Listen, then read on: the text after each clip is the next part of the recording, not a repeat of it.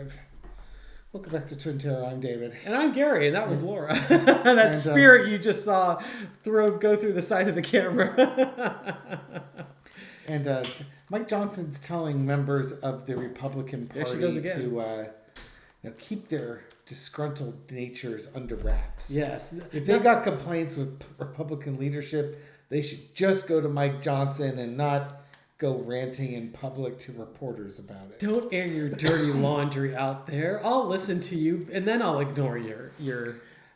There's a reason why people go public. The Republican Party, both the fifth column, beat this mantra into us. They were always in lockstep, and they kept their discord private and in back rooms. Yep. Their public-facing presentation was a united front in lockstep. You don't have that now. No. And probably the biggest difference is prior to that, Republican leadership made sure everybody was heard and things were acted upon with some degree of fairness and expediency? But compromise is the word I'm looking for. Yeah, that's gone up. And you don't go from keeping things, in the back room when it's working to go. If it's working, you keep it in the back room. Sure. If it's not working, that's when you start acting out for everybody to see. And more you're seeing Republican congresspeople acting out. Not so much in the Senate, but definitely in the House. Yeah, because if you're feeling like you've got a complaint and you're being heard, then it stays as an internal affair. If you feel like you've got a complaint and it's not being heard or recognized or acted upon, then you're going to take it to the next level. Because these guys are going to the town. Well, the ones that actually show up at town halls, they're getting eviscerated. They're getting absolutely hammered, and there's no one defending them. And other than being told don't hold town halls. Yeah, exactly. Because they're. Let's face it, the folks in Congress are interested in getting reelected because you can't become a multimillionaire unless you get reelected several times. Go up to the pork barrel trough and gorge yourselves. Yeah. So, Mike Johnson is all in on Trump. Trump's popularity is at an all-time low. I'm pretty sure. Yeah. He's in the territory. Percent approval that he was in the 2 weeks after the insurrection. That's where his approval rating is now. And so, Trump is vulnerable. I was reading another article, and we may do a reading on this in the future. It's about, there was a Republican who said, I know exactly when the congressmen are going to turn on Trump. And his 2-word answer was called filing deadline. So what his point is the different states have different filing dates for where candidates can file for running for the congressional seat, for the House of Representatives specifically. And this guy's opinion is these Republicans that are running for the House seats are going to wait until the filing deadline, see who they're running against, if anybody, and at that point, if they're in a good position, then they're going to turn on Trump because Trump can do nothing to hurt them at that point. Right. They're frustrated, they're fed up, but they don't want to be primaried. And so if they don't have an opponent, or if their opponent is very weak and Trump's endorsement's not going to get them over the finish line first, that's when they're going to start pushing back. These filing deadlines range from this upcoming Monday in December in Texas to June. But it appears that most of them are in the February, March, April timeframe. Yeah. I'd say for the most part, March, April. But like Dave said, Texas is coming up next week. And they just had that there was a congressman who has an identical twin brother. And the congressman, I talked to my family over the Thanksgiving weekend. I decided I'm not going to run for re-election. Just conveniently timed his twin brothers I'm going to run for that seat and filed, right? And that gives Republicans in that district in Texas, they have 2 weeks to do whatever they needed to do in order to get their paperwork filed. So clearly this was Coordinated.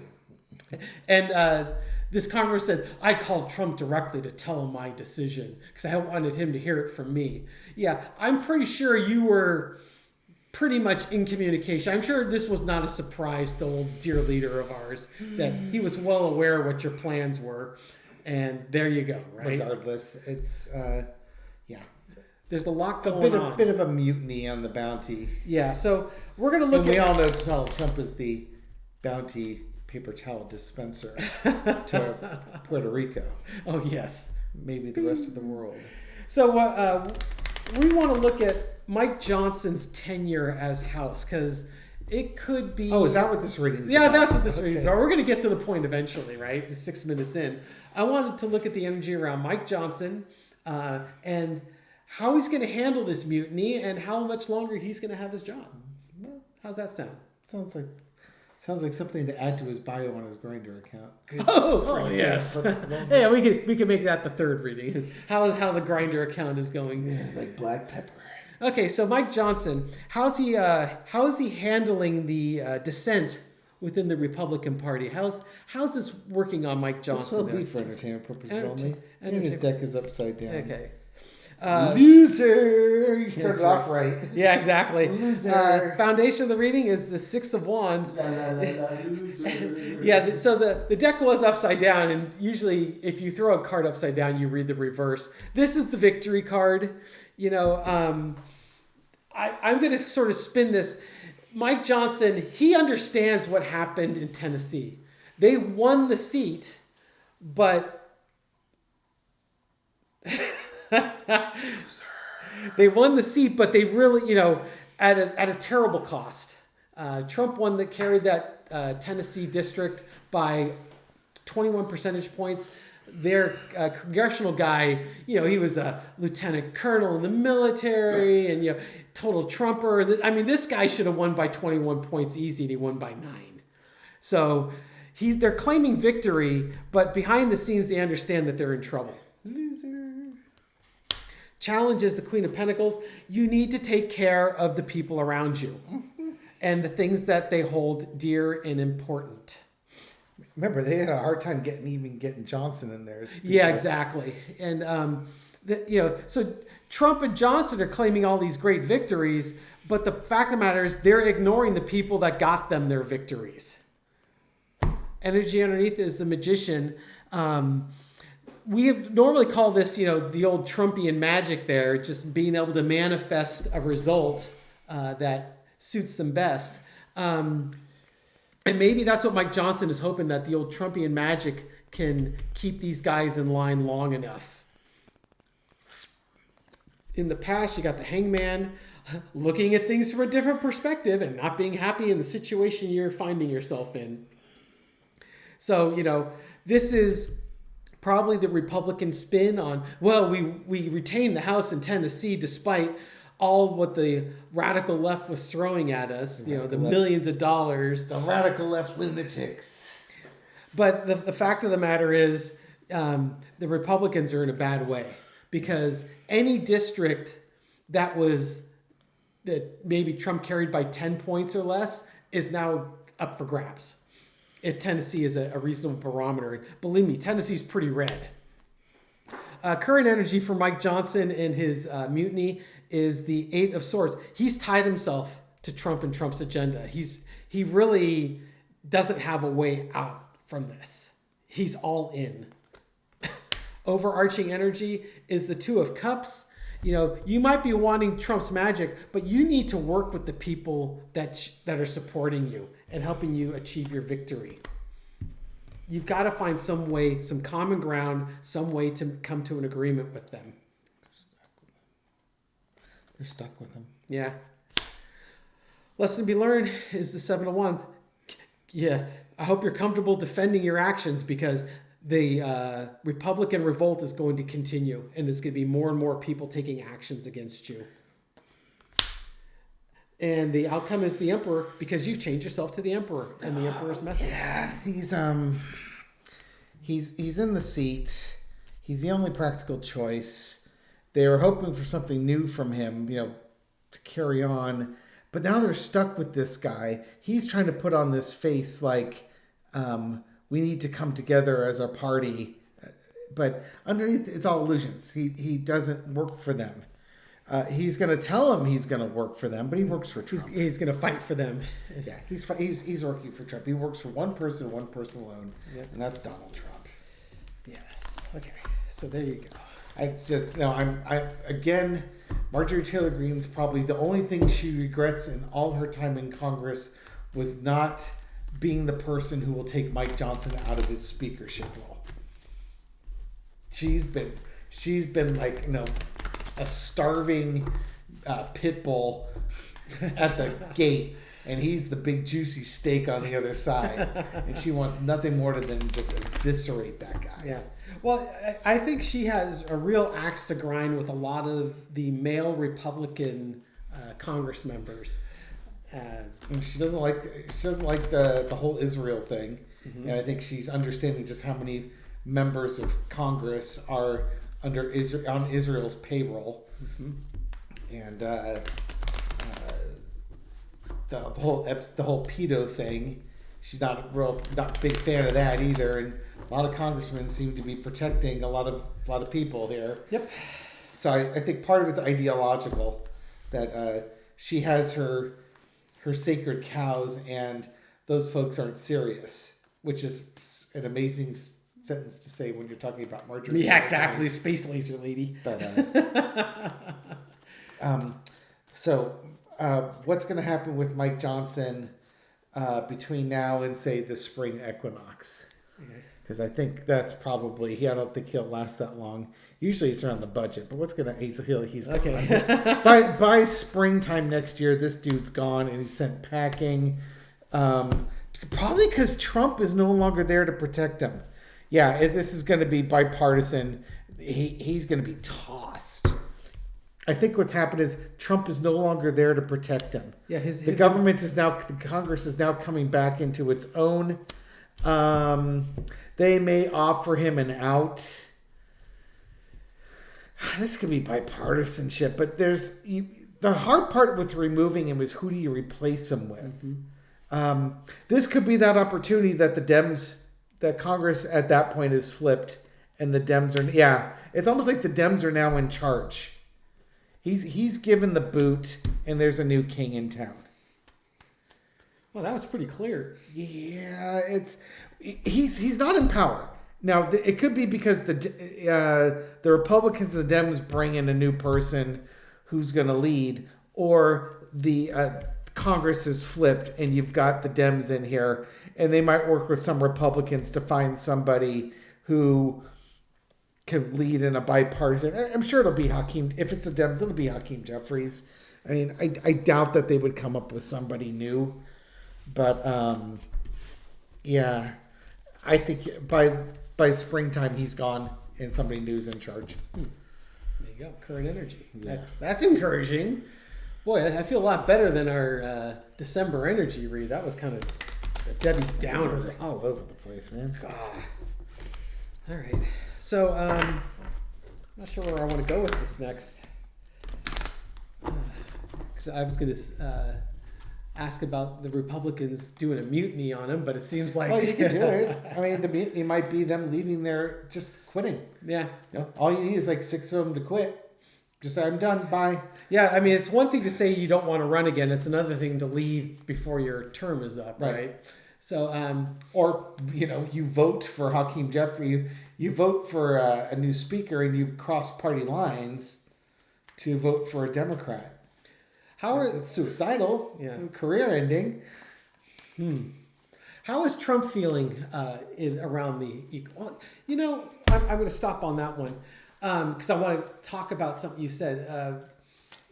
You were asking if Mike Johnson was going to still be speaker around the vernal equinox, and it seems pretty clear no. Trump, as the industry stands now. Yeah, Trump. Yeah, right now. Trump should have been dead 18 months ago. Yeah, come on, cholesterol. Do your thing. Yeah, do your job. You got one job. Trump is increasingly becoming a lame duck. Losing his mind. Yeah, well, that too. Just lame. But like I was talking earlier with the filing deadlines, once people realize that Republican congressmen realize that they don't have a primary opponent, or whatever opponent they have is weak, Trump's lame duck status will grow even more. So will Mike Johnson's departure be related to, is Trump going to be such a lame duck that leads to Mike Johnson's departure? Yeah, you get the emperor in the past, and that's kind of my thought. Okay, so you got the fool. You're in a new position, a new journey.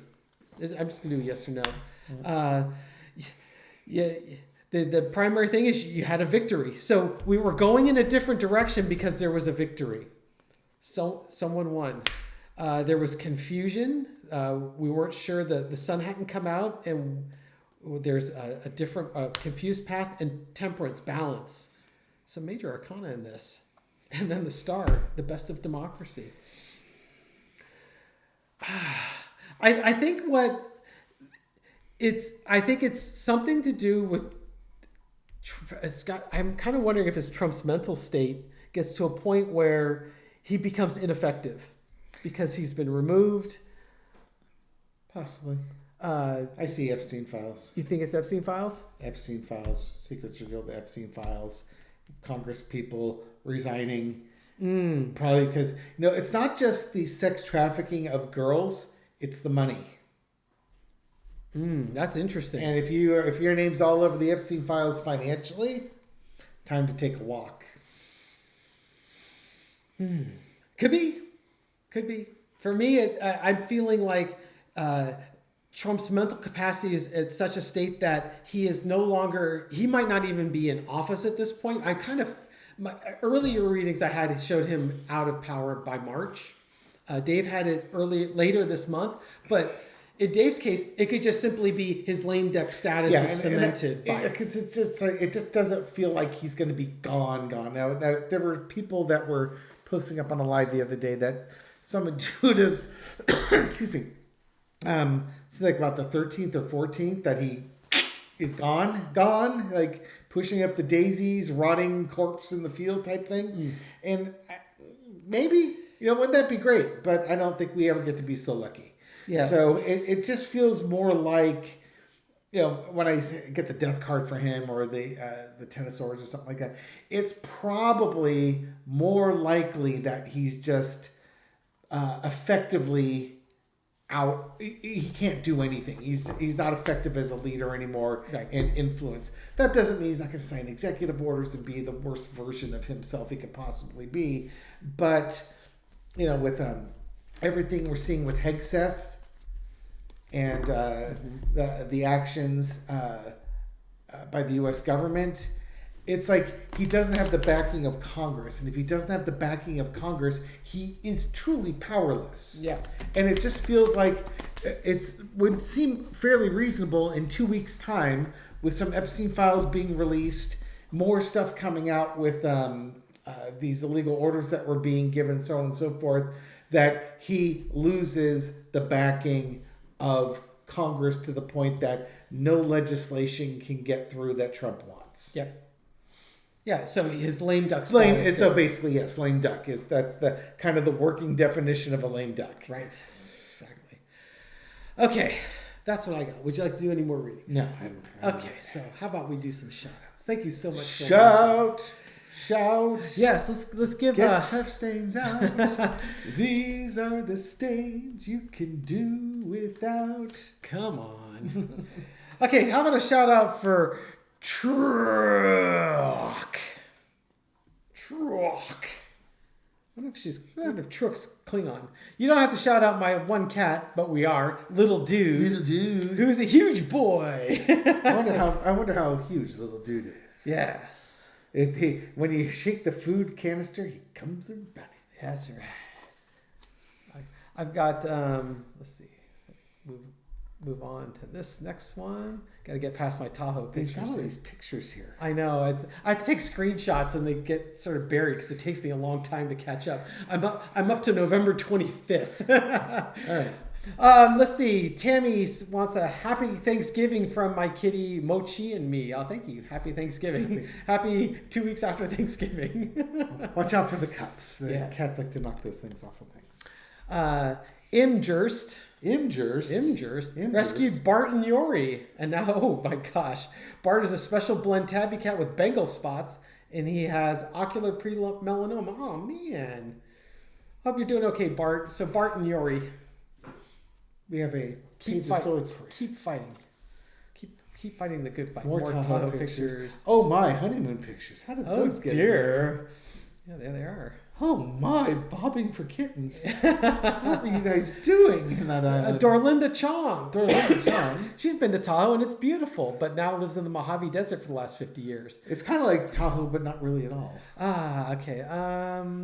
It's like living at the bottom of Tahoe if there was no water in the lake. She's still, let's see. I inherited a cat from a high school friend who died when Maggie was 19 years old. Oh, dear.